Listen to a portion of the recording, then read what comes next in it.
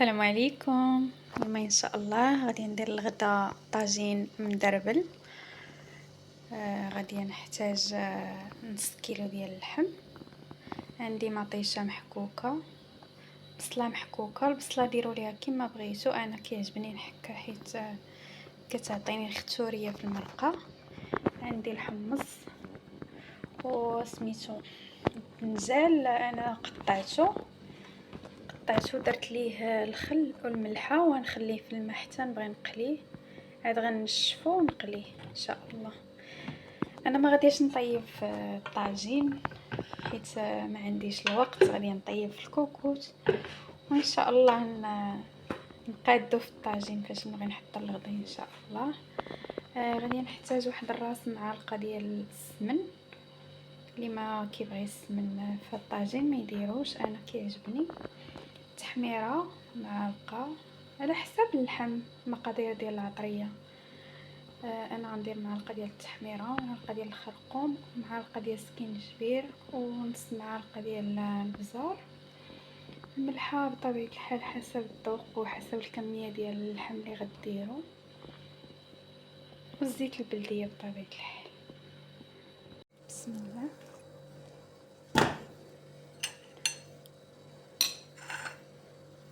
غادي ندير العطريه باستثناء التحميره حتى نبغي ندير الماء. من بعد غادي ندير معدنوس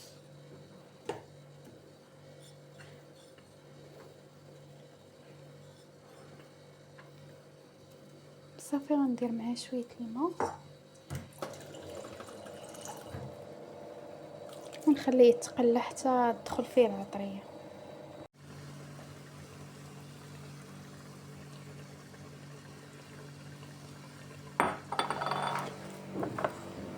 صافي الحمص غندير ليه الملحه، غندير ليه الماء غليان، واحد شويه ديال الخرقوم باش ياخذ اللون.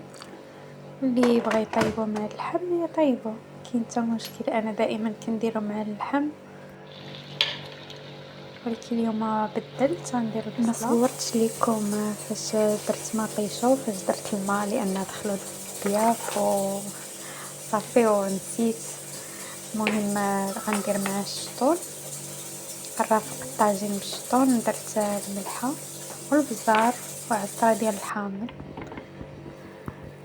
المهم الفيديو مزروب بزاف. المهم هي الطريقه. اللحم طاب مع جاوني الضياف، زدت واحد نص كيلو اخر، ما زدتش العطريه، زدت غير اللحم والملحه. ما شاء الله جا زوين، واخا كنت مزروبه صورت لكم. بهذه الطريقه الدنجال ما كيشربش الزيت نهائيا، وغتشوفوا معايا الزيت اللي قليت فيه الدنجال هو اللي قليت فيه الحوت. ديروا له الخل والملحه وخليوه باش تبغيو تقليوه ونشفوه في الورق النشاف. ما كيشربش الزيت بزاف.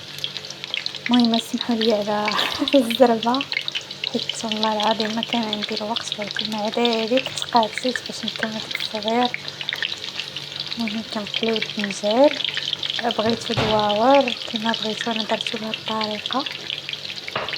صراحه جا الطاجين ما شاء الله لذيذ بزاف. الشطون درتو في فينو تيجي زوين هكا، درتو في الفينو. درت مقلاة سخون وغنديرو في واحد الصفاي ولا شبكه باش يطيح ليا الفينو، حيت كنت مزروبه تنجري. سمحوا لي على الزربه والله. كنت باغا ندير داكشي بشويه وبالتاويل، ولكن بعض المرات خاصك تبدلي الخطه.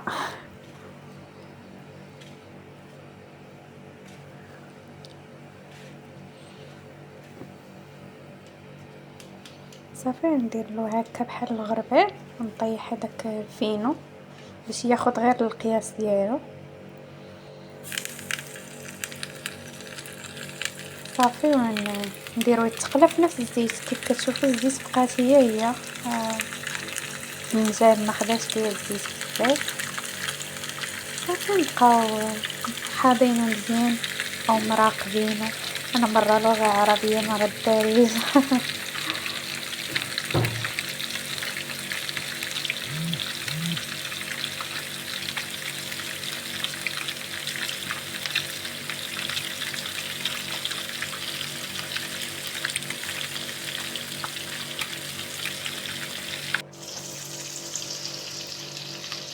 صافي الطاجين اللحم درتو في الطاجين وستفتو بداكشي اللي بغيت.